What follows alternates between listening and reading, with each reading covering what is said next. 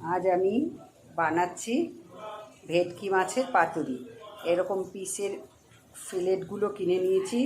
তারপরে এগুলোকে নুন লেবু দিয়ে আধা ঘন্টা ম্যারিনেট করে রেখেছিলাম।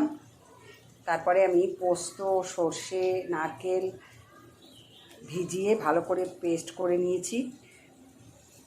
করে এগুলো ম্যারিনেট করে আধ ঘন্টা রেখে দিয়েছিলাম। এবার আমি তার মধ্যে একটু টক দই দিয়ে ভালো করে ফেটিয়ে নিয়েছি। সর্ষের তেল দিতে হবে, নুন আন্দাজ মতো দিতে হবে, দিয়ে কিছুটা ম্যারিনেট করে রেখেছি আর কিছুটা এরকম করে রেখেছি। এবার আমি এগুলোকে তৈরি করব। কী করে তৈরি করি দেখুন আমার সাথে। প্রথমে কড়াই একটা তাওয়া গরম করে তার মধ্যে একটু কলা পাতাগুলো এরকম করে একটু সেঁকে নিতে হবে। সেঁকে নিলে কলা পাতাগুলো একটু পোড়া পোড়া হয়ে গেলে তাহলে কলা পাতাগুলো ভাজ করতে গেলে পরে আর ফাটে না।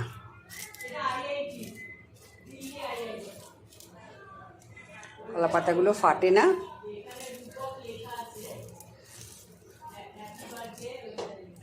এবার এটাকে এইরকম করে রেখে তার মধ্যে এই একটা ম্যারিনেট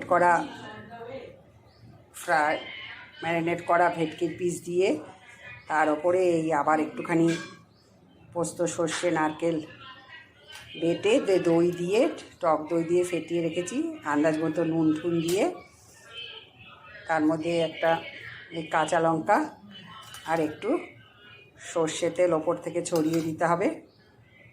সর্ষের তেলটা মাস্ট। তারপরে এটাকে এরকম করে 4 ভাঁজ করে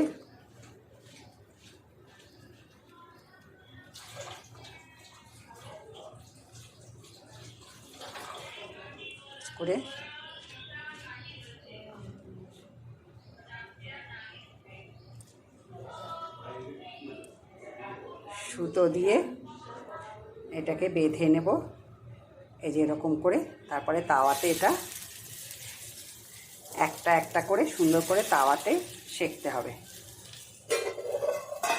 একটু করে হালকা করে সাদা তেল দিয়ে সুন্দর করে সেঁকে তুলে নেব। এইভাবে আমি তাওয়ার মধ্যে এইগুলোকে আস্তে আস্তে আস্তে আস্তে দেখুন কলা পাতার কালারটা আস্তে আস্তে চেঞ্জ হচ্ছে। এই আস্তে আস্তে আস্তে আস্তে এগুলো ফ্রাই করতে হবে। একটু টাইম নিয়ে যাতে ভেতর থেকে মাছগুলো ফ্রাই হয়ে নরম হয়ে যায়। এমনি ভেটকি মাছ নরম, তো আপনাকে আস্তে আস্তে আস্তে আস্তে মাছগুলো এরকম করে তাওয়ার ওপরে রেখে আস্তে আস্তে ফ্রাই করতে হবে। এই যে দেখুন আমি ভেজে ভেজে এখানে এভাবে সাজিয়ে রেখেছি। এবার এটাকে পরিবেশন করবো। এই যে আরও কয়েকটা ভাজা হচ্ছে। এইভাবে বানান, খেয়ে দেখুন, খুব ভালো লাগে। কলা পাতাটা পুরো কালারটা চেঞ্জ হয়ে যাবে যখন, তখন ভেতর থেকে এটা মাছটাও হয়ে যাবে।